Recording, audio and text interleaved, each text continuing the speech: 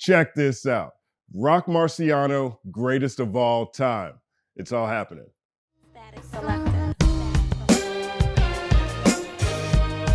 You can't tell the story of rap music in 2022 without talking about the Elephant Man's Bones, Roc Marciano's pimp-tastic team-up with Alchemist. Seemingly every media outlet draped critical acclaim on this remarkable release.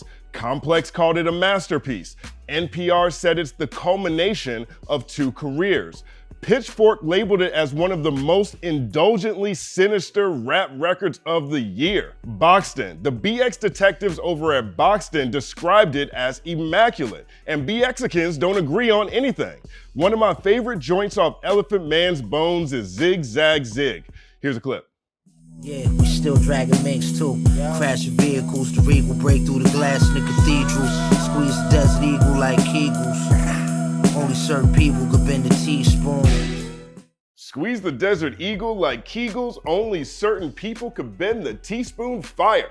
Perfectly placed Matrix reference right there, by the way, too. There is no spoon. Sincerely, most artists can go whole careers without dropping a project that receives this much universal acclaim, Drake included. But for Roc Marciano, just about everything he drops is met with similar adulation. Roc's 2010 debut, Marsburg, is a certified classic and was listed as one of the top 25 albums of the decade by Ambrosia For Head, for example. To be clear, calling it Roc's debut is a bit of a misnomer. The artist-born Rakim Meyer's career actually began in the late 1990s as a member of Busta Rhymes' Flip Mode Squad. He appeared on Busta's Anarchy on a blistering track called The Heist, featuring Bus, Ghostface, and Raekwon, and he arguably had the best verse. If you haven't heard The Heist, punch yourself in the face. In 2004, Roc later released You In or You Out as part of the UN Collective, then went silent for the remainder of the decade while the music industry adjusted to steep revenue declines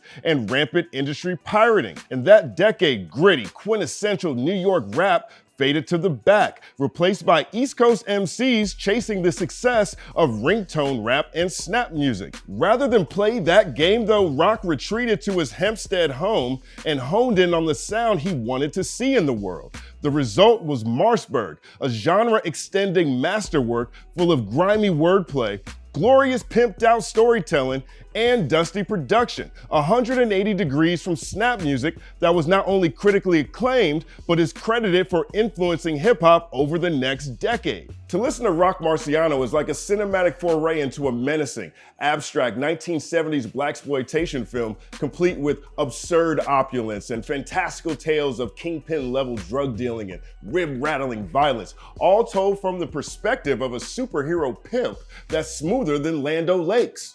Buttery. His style is subtle, intricate, hyper-visual, never too garrulous, yet keeps you on your toes like a skilled boxer. Jab, jab, hook, uppercut, all killer, no filler. The epitome of connoisseur rap.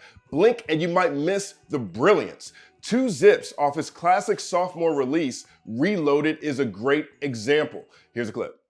The boy sell snow, the dough like an oil well flow. That's on the low like COINTELPRO. Shells glow, you read as Elmo, the tale's well known. I still feel compelled just to tell folks about how we went from the ghetto to Melrose, get elbows, enjoy L's on sailboats. Woo, so visual. Let's break it down. Them boys sell snow, dough like an oil well flow. Roc's making that Dubai money. That's on the low like COINTELPRO. Counterintelligence program. That's how the US government infiltrated the Black Panthers. Shells blow, you red as Elmo. Elmo's red as hell. Better protect your neck.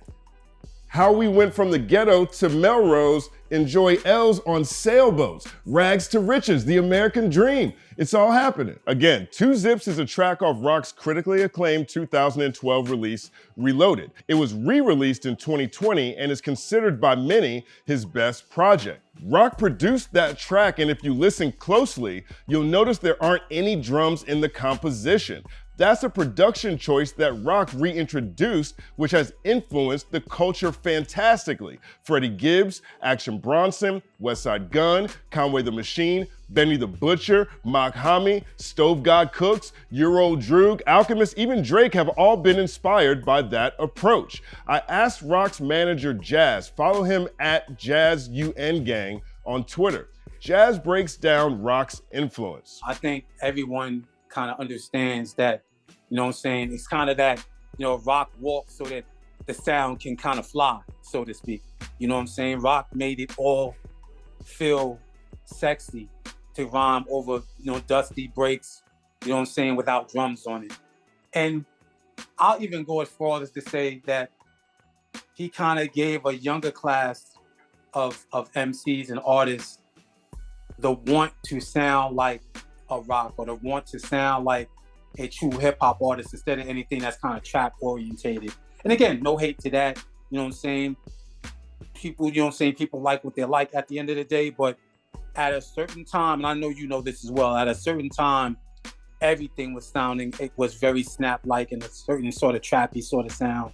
And here we are today, kind of ushered in a whole new bunch of artists. Even I've heard people kind of call it lo-fi.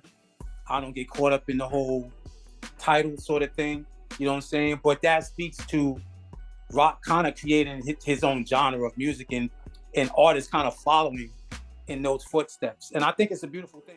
Roc kind of creating a whole new genre of music and artists kind of following in those footsteps. And I think that's a beautiful thing. Big facts, Jazz. Thank you for that. Look, dropping the drums makes Roc's voice the primary instrument. It allows his flow freedom to roam without being locked into the beat. So in that sense, Roc's style is more like a ruthless off-kilter jazz musician than a traditional vocalist, a style that's become hyper popular over the past decade. But that's not where Roc's influence ends. With Marsburg, Reloaded, and then 2013's Merci Beaucoup, the rapper/producer came out the gate with 3 lauded projects. But if you look closely, after 2013, there's a 4-year gap between Merci Beaucoup and his return with Rosebud's Revenge.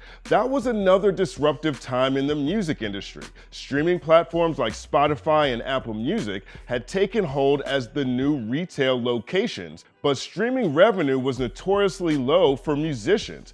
Artists regularly receive fractions of a penny per stream, making it difficult to turn a profit. So rather than play that game, playing a game of slippery returns, Roc reimagined the revenue model, another aspect of his pimpire that inspired the MCs that followed in his Gucci kicks. Jazz. Both of us, you know what I'm saying, reforming, rethinking. As you see that there is a gap between Merci Beaucoup and Double R1, you know what I'm saying? We was thinking about the process of how to display the music, and because of the change in the aspect of monetization, we was trying to figure out the best approach as well. And that's kind of led to us deciding to be something of a subscriber-based platform. And as everything was moving towards DSPs, we decided to, you know, start selling our music directly to the, you know what I'm saying, to fans. And that is another one of those things that set Roc and sets us apart, you know what I'm saying, from, you know what I'm saying, from his contemporaries, because it wasn't just him ushering in a sound. We also ushered in a monetization system that people, again, use as well. Not saying that we was the first to do this. You know what I'm saying? There was the cats from the South that was selling out to Trump. You know what I'm saying? There was the Nipsey Hussles of the world that was doing what he was doing as well. But then comes us with our, you know what I'm saying, our little 1-2 to it. And again, it speaks to artists being in control of how monetization works and not kind of letting the industry dictate how, you know what I'm saying, how an artist should be paid. As a manager, I'm always about artist rights and artists being able to monetize how they want to, because Streaming is a little bit flimsy as far as the payout is concerned. Roc Marciano's straight-to-consumer model yielded exponential returns compared to the mainstream streaming model. Fans can go straight to rocmarci.com and cop merch, digital downloads, and vinyl anywhere from $20 to $100 a pop, cutting out the middleman. All money in. He elaborated on his mindset in a 2018 interview with DJ Booth. He said, "After I put out Rosebud's Revenge, other people have been following suit. I've had other artists hit me up to tell me they're doing the same thing, and then did it. Hip hop is a business where everybody expects you to give, and get nothing in return. Give me a free CD, give me this, give me that, let me get a verse. But this is a business model that makes sure that from here on out, whenever brothers put out music, nothing is in vain. Don't get it twisted. I want people to have the art. But if you're not supporting me, then I can't give you the art." Roc makes a great point. He broke it down in a track off 2019's Marcialago. That's one of my all-time favorite Roc projects, y'all, sincerely. Here's a clip from Ephesians. To be brutally rooted in truth, I came with the tools. When the system needed a reboot, I got the grease on my boots. Got the machine moving smooth when the squeak needed lube. We knew before we was through squeezing the tube. Not to toot my own tuba, but I'm that bull. And it don't even sound unreasonable at all.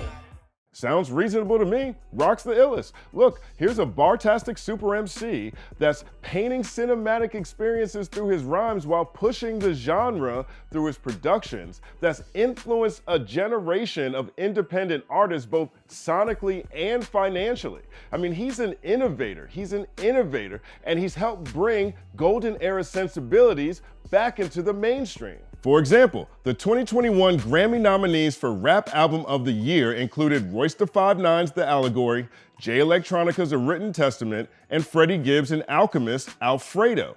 All three of those albums are great examples of the Roc Marciano aesthetic. And two of those three feature a Griselda member or two. Griselda, as mentioned earlier, are direct descendants of the wave ushered in by Roc Marci, from Pimpstead to the Recording Academy. It's all happening. Now, the downside to Roc Marciano's direct-to-consumer approach is that sometimes I feel like I'm going on a scavenger hunt in search of certain tracks. Thug's Prayer 2, for example, is an experience. I promise you, it's an experience. And I can't find that track anywhere.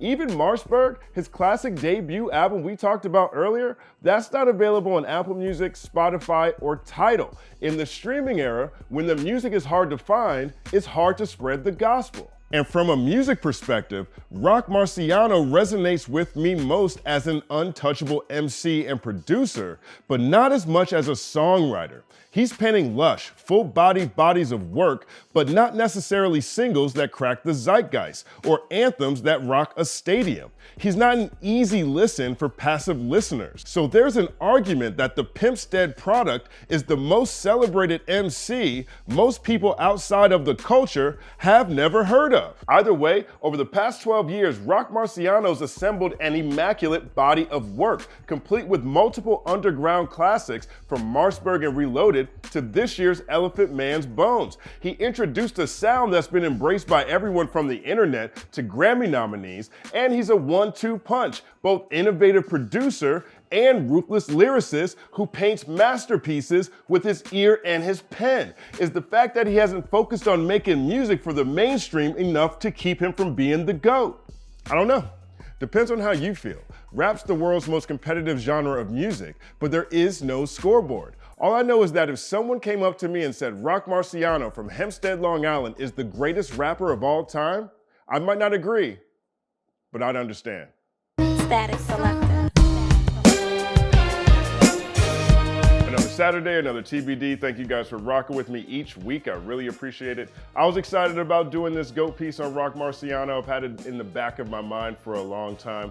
Big thank you to Jazz Walker, Roc's manager, for the insight that he provided for this piece. I appreciate you, brother. We're gonna close out this piece with some things to look forward to from Roc Marciano that Jazz revealed in our conversation. I love the Elephant Man's Bones. Let me know what you think about it. For me, it's a top three Roc Marciano album. And my top three, my number one Roc Marciano album is Reloaded My number 2 is Marshburg. My number 3 is Elephant Man's Bones. My number 4 is Marcialago. My number 5 is Pimpire Strikes Back. Mount Marcy is really great too. And both the Rosebuds, you know, I can't really pick between those two, but let me know if my list is off base. What do you guys think? Also, don't forget about Behold a Dark Horse too. Rank your Roc Marciano albums in the comment section below. Let's talk about that this week. Another thing that I didn't highlight about Roc is that he really is a student of music. Like, it goes beyond crate digging, and he's been able to compose compositions, full albums for other artists. He's like Doom in that sense. I think that's his biggest comparable would be Doom to me, especially both of them had a different hiatus from the music industry before they came back with different branding and pushing the music, pushing the culture in different directions. Let me know what you think about that comparison. Am I off? Should I punch myself in the face? As always, major thank you to the analysts dropping incredible analysis each week in the comment section, and thank you to those analysts who donated to this channel. You guys are helping to forward this mission each and every week. Sincerely, I appreciate it. Your efforts are priceless. Again, thank you guys for watching this piece. Let me know what you think about it. As always, my name is Justin Hunt. Like and subscribe to the channel. Follow @thecompanyman on everything. It's all happening. Probably the most important thing is that how hard Roc works. You know what I'm saying? He's not one of those dudes. Again, if you're paying attention to the music, he's not just picking any old record up. You know what I'm saying? And creating these great songs too. Roc takes a lot of time of searching and digging in that classic sense. You know what I'm saying? The sense that, you know, that you kind of get from the Pete Rocks and the Premiers and the Q-Tips. You know what I'm saying? He's of that cloth when it comes to production and when it comes to record digging. You know what I'm saying? Which allows him to A, create music for himself, and B, create those sonic plates for Stove Guard Cook and Reasonable Drought. As you mentioned with TF. You know what I'm saying? Or the album that he did with Flea Lord. You know what I'm saying? He's even got some more projects, you know what I'm saying, that he's done with Smoke Dizza. And he's got some other new music coming out with Jay Worthy as well. Letting a couple of things out the back. Probably one of Roc's greatest tools as well. The rhymes are eagerly visual. And if you're truly paying attention, if you're really, really paying attention, the rhymes are very much him having a conversation with a female directly. If you're kind of paying attention, but you know, people just listen to the rhyme and get caught up.